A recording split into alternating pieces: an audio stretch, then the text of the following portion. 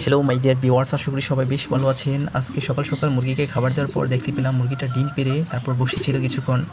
আজ নিয়ে আমার মুরগিটা মোট 9টা ডিম পেড়েছে, কিন্তু আজকে তো ডিম পাড়ার কথা ছিল না, কারণ মুরগিটা একদিন পর পর ডিম পাড়ে এখন। কালকে শুক্রবার গেছে, কালকে একটা ডিম পেড়েছে, আর আজকে তো শনিবার, আজকে ডিম পাড়ার কথা না, তারপর ডিমটা পেড়ে ফেলছে। তো যাই হোক, মুরগিটাকে আমি এখন ফিড খেতে দেবো কিছুক্ষণ পর। তো এটা হলো ডিম পাড়ার আগ মুহূর্তের কিছুক্ষণ আগে আমি ভিডিও করে রেখে দিয়েছিলাম। তো সেটা আর এখন হলো আমার কবুতরকে আমি কিছু পরিমাণ খাবার দিয়ে দেবো। আর আমার আজকে একজোড়া কবুতর কালকে রাত্রে ডিমে ক্র্যাক হয়েছে, মানে বাচ্চা ফুটবে। তো আজকে সকাল সকাল সেটা দেখানোর জন্যই আসছি, ভিডিও করার জন্য। না হলে 3 দিন ধরে আমি কোনো ভিডিও আপলোড করছি না, মানে ভিডিও করার ইচ্ছে নেই আর, যার কারণে এখন কিছু কিছু আমার ভালো লাগার মুহূর্ত সেটাই শেয়ার করব। তো দেখুন, আমার এই কবুতর জোড়াটাকে আমি এখন অল্প পরিমাণে খাবার দিয়ে দেবো, তারপর আরেক জোড়াকে দেবো। মোট এরকম 2 জোড়াকে দেওয়ার পর আমি 3 জোড়াকে যখন আমার উপরে কবুতরটাকে খাবার দেবো তখন এই বাচ্চাগুলোকে দেখাতে পারবো। এখন আজকে আমার এই কবুতরগুলো, এদের ডিমের বয়স 15 দিন হয়েছে, আর 3 দিন পর এদের থেকেও বাচ্চা বের হবে। আর বড় ডিমটা হলো আমার উপরের, একদম উপরের যে জোড়াটা প্রচুর পরিমাণ মারামারি করে আর বড় ডিম পাড়ে, কিন্তু বাচ্চা ফোটালে মারা যায় বা ডিম জমে না। কিন্তু এবার ওদের 2টা ডিমই জমছে, কিন্তু অন্য অন্য কবুতরের নিচে দিয়ে দিয়েছি, দেখি কী হয়। তো এখনই দেখাবো আমার যে কবুতরের জোড়াটা থেকে বাচ্চা বের হয়েছে, ওদের ডিমগুলো কালকে রাতে এক হয়েছে, তখনই আমি ভিডিও করার জন্য ইচ্ছা ছিল। তো যাই হোক, এখন অল্প পরিমাণ খাবার দিয়ে দেবো আর উপরটাকে দিয়ে দেবো। এই যে এদের এদের কিন্তু একটা ডিম ছিল, কিন্তু সেই ডিমটাও কিন্তু এরা ফাটিয়ে ফেলছে, তো সেটা আর ভিডিও করিনি। কারণ একটা মাত্র ডিম, 2টা ডিমই দিয়েছিলাম, একটা ভালো ডিম দিয়েছিলাম, একটা নষ্ট ছিল, তো সেই ভালো ডিমটাকে এরা নষ্ট করে ফেলছে।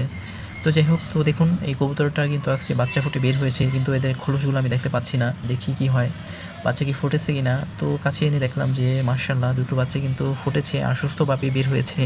এদের বাবা মা কিন্তু পা দিয়ে কোনো চাপা দেয়নি। অনেক সময় দেখা যায় নবজাতক ছোটো বাচ্চাগুলো একটা মারা থাকে আর একটা জীবিত থাকে। তো আমার এই 2টো বাচ্চা জীবিত আছে, আর এদের খোলসগুলো কিন্তু দেখুন, এদের মা বাবা মনে হয় পা দিয়ে একদম চেপটিয়ে এরকম করে ফেলছে, না হলে ডিম থেকে বাচ্চা ফোটার পর খোলসগুলো বাইরে বের হয়ে থাকে, কিন্তু আজকে আর কোনো খোলস দেখছি না। এরপর আমার কবুতর এই যে এখানে ডিমে তা দেওয়ার সময় মলত্যাগ করেছিল, সেগুলো শুকিয়ে গেছে। তো কিন্তু কবুতরের মল কিন্তু তেমন একটা দুর্গন্ধ হয় না, যার কারণে আমি হালকা আলতো করে আমার হাতের মাধ্যমে ফেলে দিচ্ছি। তো দেখুন বাচ্চাগুলোকে কি এদের বাবা মা খাওয়াইছে কিনা, তার জন্য একটু দৌড়ে দেখতে হবে এদের খাদ্যথলিতে। হালকা পরিমাণে আলতোভাবে দেখালাম যে আসলেই খাবার খাইয়ে দিয়েছে, কিন্তু একদম অল্প পরিমাণে খাওয়াইছে। তো যাই হোক, একদম নবজাতক, এদেরকে অল্প করেই এখন খাওয়াবে। তো 2-3 দিন বয়স হলে তখন আবার বেশি করে খাওয়াবে। মাশাআল্লাহ, আমার কবুতরের জন্য সবাই দোয়া করবেন যাতে বাচ্চাগুলো সুস্থভাবে বেড়ে ওঠে। তো যাই হোক, এখন কবুতরের বাচ্চাগুলো আমি রেখে দেবো। বেশিক্ষণ এদের বাইরে রাখলে মা বাবা কিন্তু অ্যাগ্রেসিভ হয়ে যাবে, মারামারি করবে। এরপর দেখুন মাদিটা বাচ্চাটার কাছে গেছে, আর এদিকে আমি অল্প পরিমাণ খাবার মুরগিকে খেতে দেবো এখন। এখানে সোনালি স্টার্টার ফিট আছে, তো এই খাবারটা মুরগিটা প্রচুর পছন্দ করে, আর এই খাবারটা দিলে মুরগিটা সহজেই ডিমে চলে আসে আর ডিমও পাড়ে।